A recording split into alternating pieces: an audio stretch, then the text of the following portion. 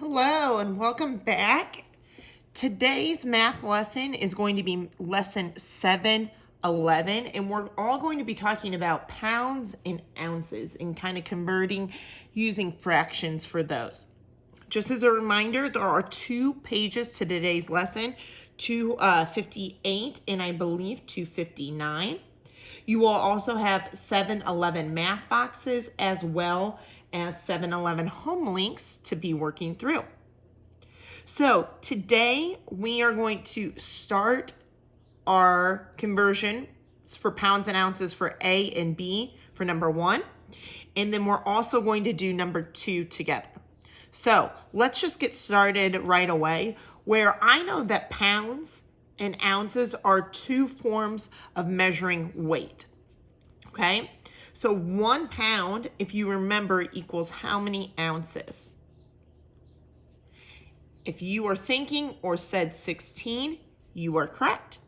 So, like I said in the last lesson, these are very similar to in an ounce. So if I know that 1 equals 16, 3 times 16 equals how many ounces? So 3 pounds equals how many ounces? If you said 48, you are also correct. I'm going to have you finish 5 and 10 on your own. We're going to jump over here to B with the fractions. Now, going about this, I do it the exact same way. Some of you guys might be able to do this in your head. Other of our friends will have to think about it a little bit harder, and that is totally cool. So I still am going to multiply each of these by 16. So if I multiply 1/2 by 16, remember I stick my 16 over 1. I multiply my numerators. 1 times 16 is 16. 2 times 1 is 2. Now, I do not want to keep these as improper fractions for this chart because that's not going to help me out as much. So I know that 2 can go into 16 a total of 8 times with nothing left over. So 1/2 of a pound equals 8 ounces. I'm going to do the exact same thing down here for 1/8. So I'm going to multiply it by 16 over 1. 1 times 16 is 16. 8 times 1 is 8. 8 can go into 16 a total of 2 times.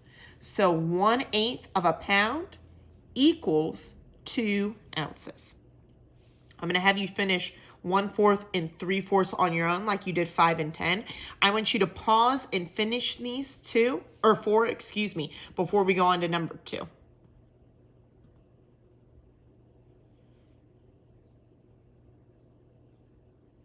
All right, so let's compare our answers and see what we have. So 5 pounds equals 80 ounces. 10 pounds equals 160 ounces. I hope you use your zeros trick for that one. 1/4 of a pound equals 4 ounces. And 3/4 of a pound equals 12 ounces. All right, so let's go on to number 2. So all of these are going to be very similar in what you're needing to do. Just using those reminders of your anchor weights, what we know, and then also making sure we're reading through the problem. So solve each number story using drawings or equations to show how you found your answer. The yellowhammer is the state bird of Alabama.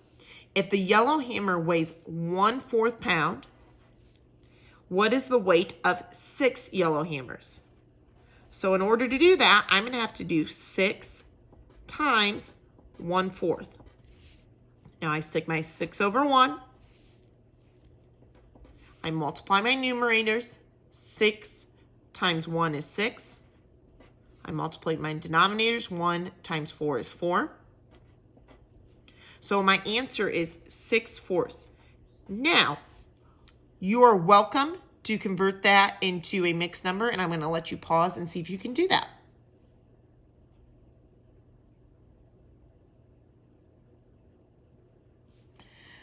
4 can go into 6 one whole time. 6 minus 4 is 2. And I keep my denominator the same always. So that's 1 2/4. And I know that I can also take this one step forward.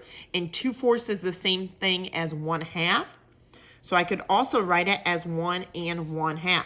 But for today, I'm just going to leave it as this improper fraction right here. I would love if you were feeling confident with this step to go ahead and convert them to mixed numbers on the rest of the problems. So right now, I need to figure out if that is more or less than 30 ounces. So is 6/4 of a pound more or less? Well, I know in order to convert pounds to ounces, I need to multiply by 16. So 6/4 would be times 16 over 1, because it is a fraction. So right now, I'm going to let you pause and finish out the rest of this problem on your own to see what you come up with.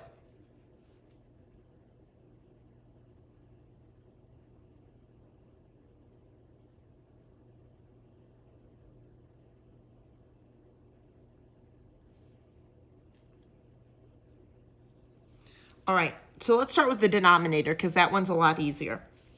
4 times 1 is 4.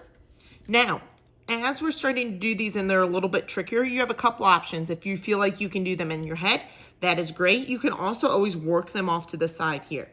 So I'm going to do that just as a reminder that this is totally okay.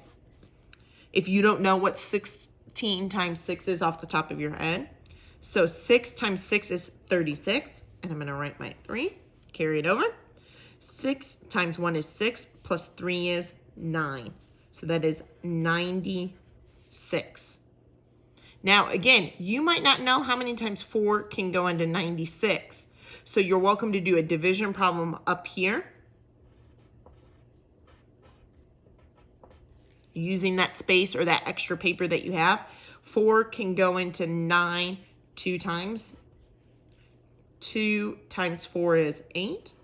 And I subtract and I get a 1. I bring down my 6. 4 can go into 16. Exactly how many times? Think about it, think about it. If you said 4, you are correct. 4 times 4 is 16 with a remainder of 0. So 96/4 equals 24 ounces. So 6/4 of a pound or 1.5 pound equals the same thing as 24 ounces. So is that more or less than 30 ounces? That is less than 30 ounces. So your teacher might have shown you a different way. If she or he has shown you how to convert from here, you're welcome to do that. This is just the method that we go through in my classroom. So you're welcome to use that. All right, let's go over 7-Eleven math boxes really quick. This number 1 will look remarkably similar to what we did here. So you're going to definitely need to, we see Miss Hill's 3 dogs weigh 56, 62, and 65 pounds. Mr. Hoffman's 3 dogs weigh 67, 72, and 75 pounds. How much more than Miss Hill's dogs is the combined weight of Mr. Hofferman's dogs? But they want it in ounces. So you need to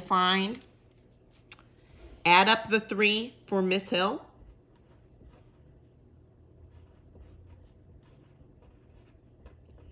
And that's going to get to you in pounds. And then you're going to need to convert it to ounces. And then you're going to need to do the same for Mr. Hoffman's and then subtract the 2.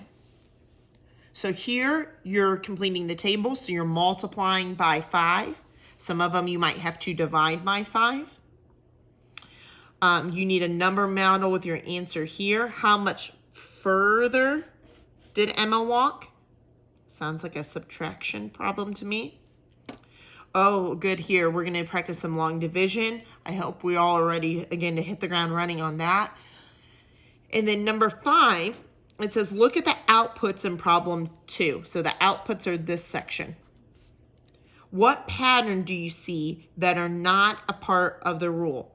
So looking at these numbers, what pattern do you see that's not multiplying by 5? We already know that that's one pattern. What is another pattern that you notice by looking at all of these out numbers?